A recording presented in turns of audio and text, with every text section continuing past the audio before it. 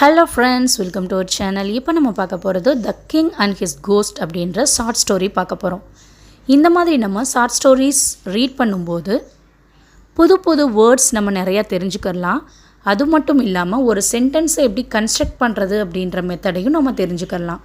So spoken English learn பண்ணணும் அப்படின்னு நினைக்கிறவங்க இந்த மாதிரியான சின்ன சின்ன ஷார்ட் ஸ்டோரிஸ் ரீட் பண்ணுங்கள். சீக்கிரமாகவே நல்ல ஒரு இம்ப்ரூவ்மெண்ட் கிடைக்கும். எப்போவுமே நம்ம இங்கிலீஷில் ஸ்டோரிஸ் ரீட் பண்ணும்போது ஃபர்ஸ்ட் லைன் ரீட் பண்ணும்போது புரியலை அப்படின்னா திரும்ப ரிப்பீட் பண்ணுங்கள். திரும்ப ரிப்பீட் பண்ணியும் புரியலை அப்படின்னா செகண்ட் லைனை ரீட் பண்ணுங்கள். ஸோ அந்த மாதிரி ஒரு லைனோட இன்னொரு லைனை லிங்க் பண்ணி பார்க்கும்போது ஆட்டோமேட்டிக்காக உங்களுக்கு மீனிங் புரிய ஆரம்பிச்சிரும். ஸோ இதுதான் நம்ம ஸ்டோரி ரீட் பண்ணும்போது நம்ம ஃபாலோ பண்ண வேண்டிய மெத்தட். இப்போ நம்ம ஷார்ட் ஸ்டோரியை மீனிங்கோட பார்க்கலாம். வாங்க வீடியோக்குள்ளே போகலாம். A very long time ago there lived a king. மிக நீண்ட காலத்திற்கு முன்பு ஒரு ராஜா வாழ்ந்து வந்தார். And he had an advisor. மேலும் அவருக்கு ஒரு ஆலோசகர் இருந்தார். The king's advisor was greedy in nature and wanted to acquire all the king's wealth. அரசரின் ஆலோசகர் பேராசை கொண்டவன். மேலும் அரசனின் செல்வம் அனைத்தையும் அபகரிக்க விரும்பினான். The king was unaware of his intentions and would trust him a lot.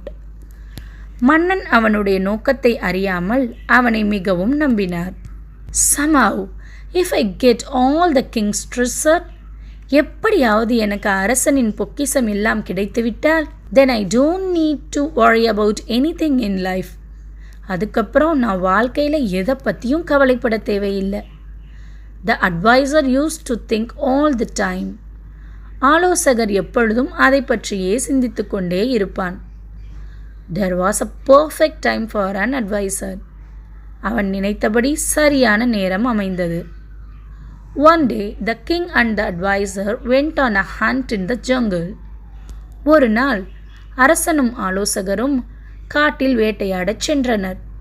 Inside the jungle, they found a cave and decided to take a look.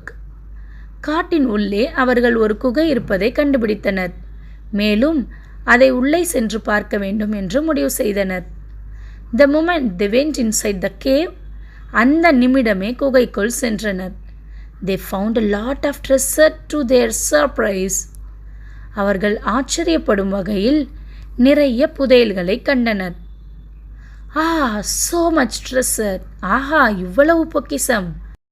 Now I can add this treasure to the kingdom's wealth. இப்பொழுது என்னால் இந்த பொக்கிஷத்தை ராஜ்யத்தின் செல்வத்தில் சேர்த்துக்கொண்டு and do more for my people. மேலும் மக்களுக்கு அதிகமாக செய்ய முடியும். said the noble king to the advisor. என்று நேர்மையான அரசன் தனது ஆலோசகரிடம் கூறினார். But the advisor had some other plans in his mind. ஆனால் ஆலோசகர் மனதில் வேறு சில திட்டங்கள் இருந்தன. The moment the advisor saw the treasure, ஆலோசகர் பொக்கிஷத்தை பார்த்த தருணம், he got greedy and attacked the king. பேராசை கொண்ட அவன் அரசனை தாக்கினான். The king get surprised by his sudden attack and got injured very badly. இந்த திடீர் தாக்குதலால் மன்னன் அதிர்ச்சியடைந்து படுகாயம் அடைந்தார். Somehow he managed to come out of that cave. எப்படியோ அந்த குகையில் இருந்து வெளியே வந்தார்.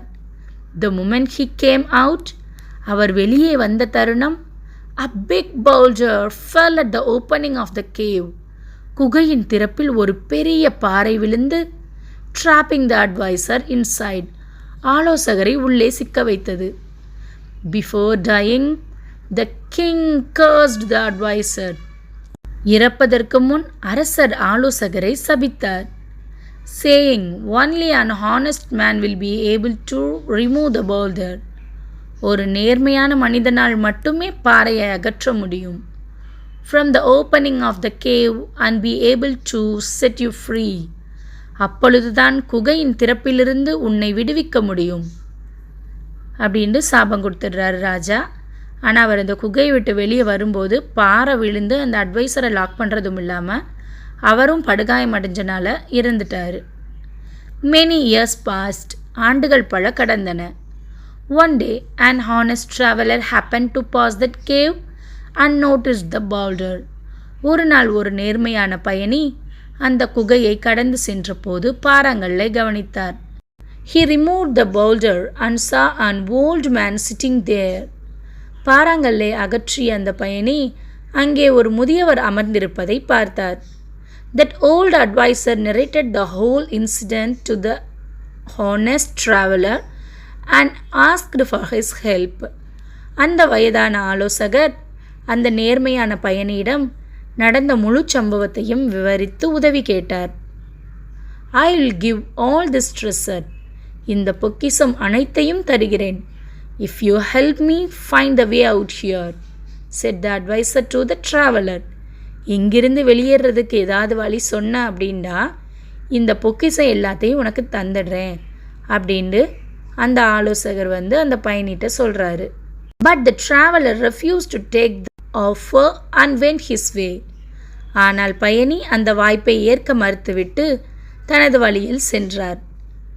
When the traveler reached his town, அந்த பயணி தன் ஊரை அடைந்ததும் he told his friends about the whole incident. அவர் தனது நண்பர்களிடம் நடந்த சம்பவம் பற்றி கூறினார். Unlike him, his friends were greedy. அவரை போலல்லாமல் அவரோட நண்பர்களும் பேராசை கொண்டவர்களாக இருக்காங்க. They asked him to take him near the cave. அவரை குகைக்கு அருகில் தங்களை அழைத்து செல்லும்படி கூறுகிறார்கள். And the traveler was a kind-hearted man and agreed to take them there. பயணி ஒரு நல்ல மனுஷர் அப்படின்றதுனால அவங்கள அங்கே அழைச்சிட்டு போக ஒப்புக்கொள்கிறாரு. When they reached the cave, அவர்கள் குகையை அடைந்ததும் they decided to take all the treasure themselves. அவர்கள் எல்லா புதையலையும் தாங்களே எடுத்துக்கொள்ள முடிவு செய்தனர். As they were planning to do the same, அவர்கள் அவ்வாறு திட்டமிட்டிருந்ததை செயல்படுத்த முனைந்த போது the king's ghost suddenly appeared in front of them. ராஜாவின் ஆவி திடீரென்று அவர்கள் முன் தோன்றியது. And scared everyone away except the genuine traveler. உண்மையான அந்த பயணியை தவிர அனைவரையும் பயமுறுத்தியது. Happy with the traveler's honesty, the king gave all the treasures to him. பயணியின் நேர்மையை கண்டு மகிழ்ச்சியடைந்த ராஜா அவருக்கு பொக்கிஷம் அனைத்தையும் கொடுத்தார். Please take all the treasures as a gift. தயவு செய்து அனைத்து பொக்கிஷங்களையும் அன்பளிப்பாக எடுத்துக்கொள்ளுங்கள், said the king's spirit to the honest traveler. நேர்மையான அந்த பயணிக்கிட்ட ராஜாவோட ஆவி சொல்லுது. The traveler could not refuse the king's spirit and gracefully accepted the reward.